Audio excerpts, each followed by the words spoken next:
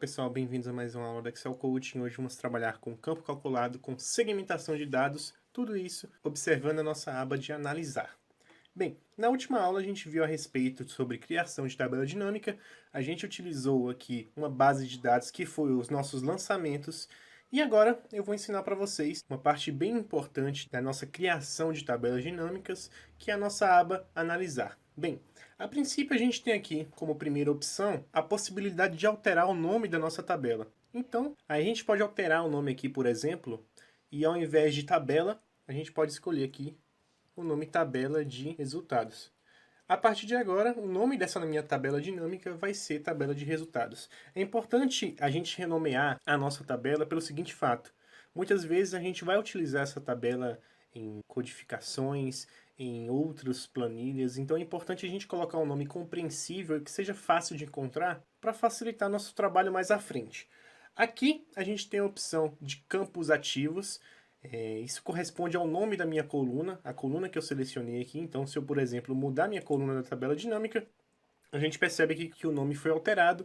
E este nome a gente consegue editar, assim como a gente consegue editar o nome aqui na nossa barra de fórmulas. Temos aqui a opção de fazer drill. Essa opção corresponde a um conjunto de dados agrupados. Como, por exemplo, na última aula a gente viu que existiam datas agrupadas. Essas datas podem ser agrupadas em trimestres, em semestres, em meses. Então, quando a gente faz essa seleção de opção com a nossa data selecionada, a gente vai fazer um desagrupamento dessa série de datas. Da mesma forma, se a gente faz um drill up, a gente faz um agrupamento dessas nossas datas. Temos aqui a opção de agrupar. Então, a gente na última aula também viu que podemos fazer alguns agrupamentos de data, de valores, e isso facilita bastante a nossa interpretação. Temos uma parte muito importante aqui, que é a inserção de segmentação de dados, que corresponde a todas as opções de filtragem. A gente vai ver isso daqui a pouco. Primeiro, a gente precisa saber de alguns conceitos. A gente pode vir aqui em lançamentos e, por exemplo, atualizar a nossa tabela aqui, acrescentando um novo item. Vamos adicionar aqui uma entrada com valor pago, sendo uma receita de serviços elaborados por exemplo, a área de TI, numa data aleatória, 21/9/2020. Com um valor aleatório também, vamos colocar aqui 25 mil. Certo? A gente fez a inserção desse valor na nossa tabela de lançamentos, porém a nossa tabela dinâmica não vai ser atualizada. A gente percebe aqui que TI continua sendo o mesmo valor. Por conta disso, a gente tem que realizar essa opção de atualização manual em todas as nossas tabelas. A gente pode vir aqui na nossa tabela dinâmica, selecionamos aqui o setor e vamos fazer aqui a nossa atualização. Vamos aqui na mesma forma na aba analisar e atualizamos. Desta forma, os valores agora foram atualizados, assim como podemos aqui alterar também a nossa fonte de dados. Neste caso, para uma tabela dinâmica do jeito que a gente fez, a gente pode alterar uma tabela. Então, se a gente tem o nome da nossa tabela, basta vir aqui e selecionar. Já estou utilizando essa tabela 4 como base de dados, mas se, por exemplo, eu tivesse uma outra tabela mais atualizada, eu poderia vir e fazer a substituição de uma tabela por outra, sem comprometer a minha estrutura da minha tabela dinâmica. Certo? Então, vamos continuar aqui utilizando a nossa aba. Temos aqui a opção de ações. Nós podemos limpar os nossos filtros, caso a gente tenha algum filtro. Nesse caso, temos um filtro aqui de movimento. Ou podemos limpar toda a nossa tabela dinâmica apenas clicando com o botão. Temos aqui opções de selecionar. Selecionamos rótulos, selecionamos valores específicos, ou então a nossa tabela dinâmica inteira para realizar alguma ação. Podemos também mover a tabela dinâmica de planilha, o que é um recurso muito interessante. Basta você selecionar a localização que você quer inserir essa planilha, e ela será transportada de uma planilha para uma outra planilha que a gente escolher. Então isso facilita muito a nossa organização. Ainda aqui na nossa aba de análise, temos as opções aqui de criar um novo campo. Isso é muito interessante quando queremos fazer inserções na nossa tabela dinâmica. Vamos aqui criar um campo calculado e vocês vão entender como funciona. Quando a gente cria um novo campo calculado, a gente consegue colocar um nome. Então, neste exemplo aqui, eu poderia colocar, por exemplo, em soma de valores, eu poderia digitar aqui soma de valores com juros, ou algo assim. E então ele vai expressar uma fórmula para a gente desenvolver. E essa nossa fórmula a gente vai criar de diversos modos. Mas como a gente está trabalhando com tabelas dinâmicas, as únicas células que podemos trabalhar são células exclusivas da nossa tabela dinâmica. Essas células, no caso, são as nossas colunas Então a gente só consegue trabalhar com as nossas colunas e elas estão expressas aqui nas opções de campos. Então, por exemplo, eu quero fazer uma soma de valores com juros. Então eu seleciono aqui a minha coluna valor, lembra que na nossa planilha de lançamentos tínhamos a coluna valor, selecionamos ele aqui e para que ele seja expresso na nossa fórmula, basta clicar 2 vezes. Quando a gente clica 2 vezes, a coluna valor vem para o campo de fórmulas e a gente consegue fazer operações com essa coluna. E aqui vamos fazer uma multiplicação do nosso valor, como por exemplo 1,02, que é fazer uns juros de 2%, e quando a gente aplicar, uma nova coluna será inserida, certo? Então vocês conseguiram reparar aqui que a nossa coluna foi adicionada e dessa vez com uma soma da porcentagem que selecionamos com relação à minha coluna soma de valores. Perceberam aqui que a gente tem um erro de escrita aqui no nome, que ele repetiu soma de valores, isso porque no título da nossa coluna a gente colocou soma de valores com conjuntos, e aqui o nosso tipo de coluna é um tipo de soma. Então para resolver esse possível problema é muito simples, a gente vem aqui em configurações com relação ao campo de valor. Antes disso, selecionamos o nosso campo que queremos fazer a alteração. Percebam aqui que está soma de valores com juros. Então, para resolvermos isso aqui, basta renomearmos aqui o nosso campo. E o nosso campo é atualizado. Claro que eu poderia renomear pela minha barra de fórmulas, ou então pela minha opção aqui do campo ativo. Então, são uma série de caminhos que você pode seguir, certo? Ainda sobre os campos calculados, a gente tem que ressaltar algumas coisas que podem acontecer. Os campos calculados funcionam perfeitamente com funções matemáticas, porém a gente tem algumas limitações que enfrentamos com relação à parte de fórmulas em campos calculados, mas que a gente pode burlar isso de alguma forma. Por exemplo, as fórmulas que inserimos nos campos calculados não aceitam textos com aspas. Eu não posso colocar um retorno de uma função como nome. Existem funções que utilizam textos como parâmetros de saída, parâmetros de entrada, eu não posso fazer isso. Não posso utilizar células fora da minha tabela dinâmica, então não posso selecionar uma célula aqui, por exemplo, A1, que ele não vai me responder. Não, ele vai me apresentar erro.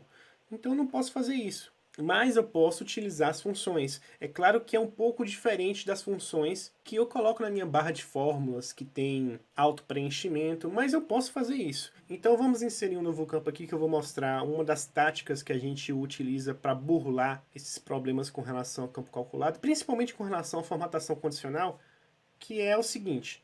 Eu posso colocar aqui uma nova coluna com metas, certo? Então, nas minhas fórmulas aqui, eu posso, por exemplo, fazer um se. Posso fazer isso.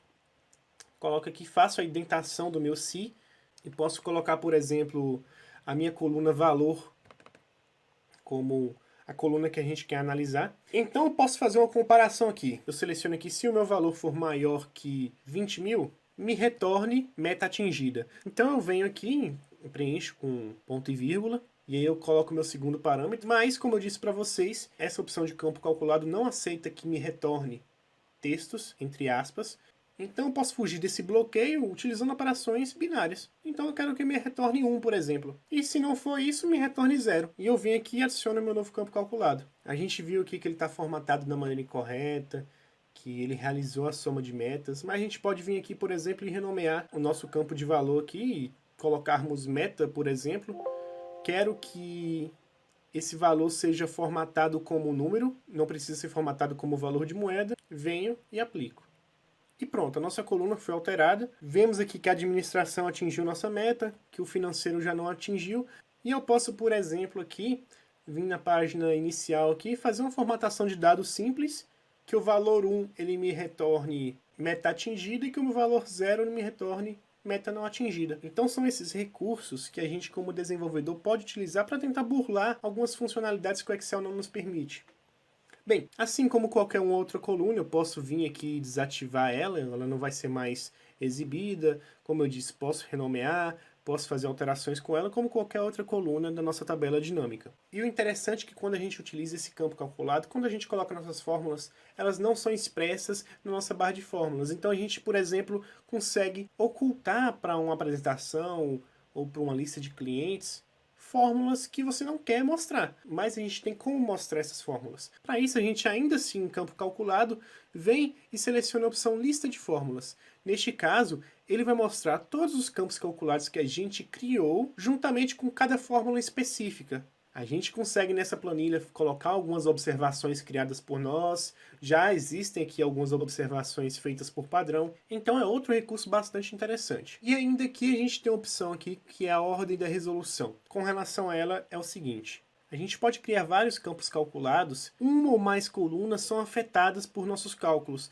então aqui a gente consegue determinar qual é a ordem que essas operações vão ser feitas. Neste caso a gente não tem nenhum exemplo, por isso a nossa ordem de resolução está em branca, mas se, por exemplo, eu fizesse duas ou mais operações com relação ao meu soma de valores com juros, apareceria essa opção aqui.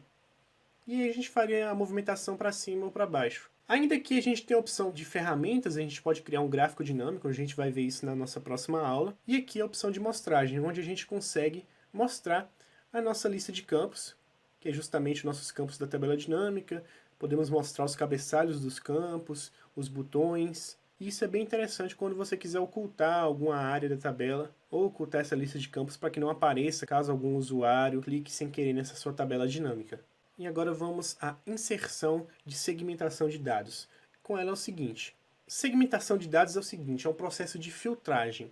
A gente percebe que na nossa tabela dinâmica a gente tem alguns filtros. O primeiro filtro pode ser, por exemplo, o filtro de classificação, onde a gente classifica de A a Z, de Z a A. A gente define o que deve ser ou não mostrado na nossa tabela dinâmica. Neste caso, por exemplo, qual é o setor que deve ser oculto ou mostrado. Já aqui a gente tem a opção de movimentação, onde a gente consegue filtrar também quais são os itens de entrada e quais são os itens de saída. E ele vai ser demonstrado na nossa tabela dinâmica. Isso aqui pode ser expresso na nossa lista de campos, né, que em nosso quadrante dinâmico está determinado como movimento. Mas a gente consegue fazer isso com segmentação de dados também. Segmentação de dados é muito interessante, pois é um dos primeiros passos quando a gente quer fazer um dashboard interativo. Então é isso, pessoal. Eu decidi dividir esse vídeo em duas partes para não ficar muito longo. E nessa parte a gente viu um pouco sobre o campo calculado e a nossa aba analisar. E no próximo vídeo vamos dar prosseguimento à nossa explicação e falar um pouco sobre segmentação de dados e continuar sobre a nossa aba analisar. Então, essa foi a nossa aula. Se você gostou, deixa o like, se inscreva no nosso canal para não perder nenhuma novidade. Se você está procurando planilhas de ótima qualidade e com excelente custo, o link do Excel Coaching está na descrição. Entra lá e confira. Valeu, galera, e até a próxima.